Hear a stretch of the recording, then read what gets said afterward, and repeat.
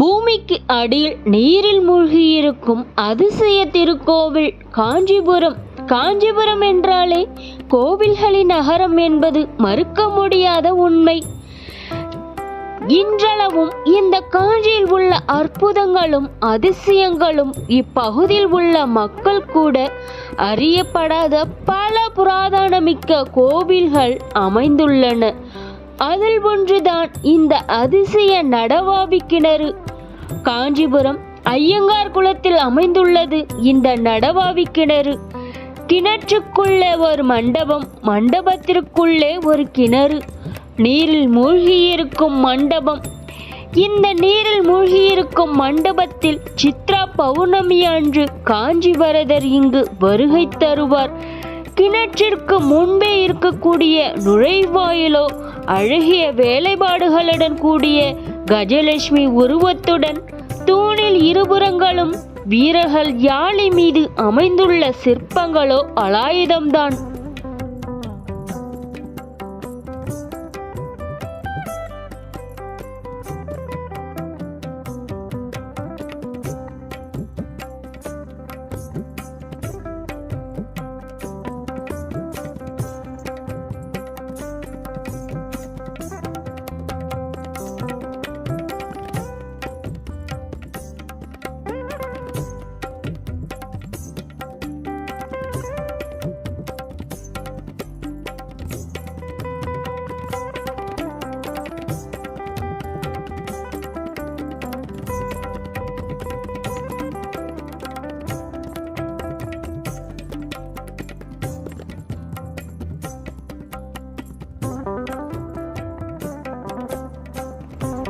நுழைவாயிலில் இருக்கக்கூடிய சிற்பங்களை கொண்டே நம் கண்களை கட்டி போடும் வித்தையோ விஜயநகர பேரரசுக்கே உண்டு. விஜயநகர பேரரசின் கட்டிட கலைவண்ண பாணியில் அமைந்துள்ளது இந்த அழகிய பிரம்மாண்டமான இந்த நுழைவாயில்.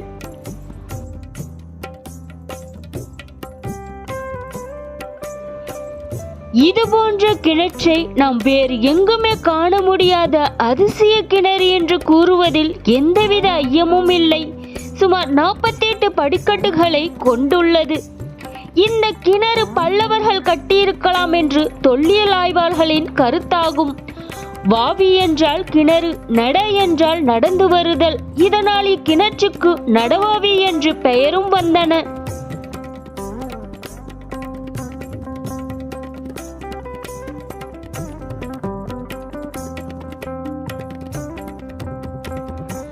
இதில் நாம் 27வது படிக்கட்டு வரை மட்டுமே நடந்து செல்ல முடியும். 27 படியும் 27 நட்சத்திரங்களை குறிப்பதாக சொல்லப்படுகிறது. கிணற்றின் உள்ளே சென்றவுடன் உள்ளே ஒரு கிணறு அமைந்துள்ளது. இந்த கிணற்றை சுற்றி 12 தூண்கள் அமைந்துள்ளன. ஒவ்வொரு தூணிலும் பெருமாளுடைய அவதார சிற்பங்கள் இங்கு நுணுக்கமான முறையில் அமைந்துள்ளது. சித்திரை மாதம் பௌர்ணமி அன்று வரதர் இக்கிணற்றில் 3 முறை வலம் வருவார். சித்திரை பௌர்ணமி முடிந்து 15 நாட்கள் வரை இக்கிணற்றில் பக்தர்கள் நீராடுகின்றனர்.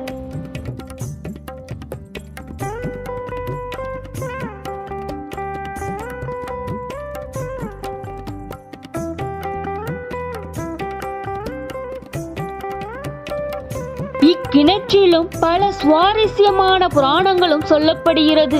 இக்கிணற்றை வெட்டுவதற்கு முன்பாகவே 2 கிணறு வெட்டியதாகவும், முதல் கிணறு தோண்ட ஆரம்பித்த பொழுது கோழி கூவியதாகவும், இதனால் இப்பணி நின்றுவிட 2வது கிணறு தோண்டும் பொழுதும் எண்ணெய் விற்பது போன்ற குரல் கேட்டதாகவும், அந்த கிணறு தோண்டும் பணியும் பாதியிலேயே நின்றுவிட இந்த கிணறு 3வதாக தோண்டப்பட்ட கிணறாக சொல்லப்படுகிறது.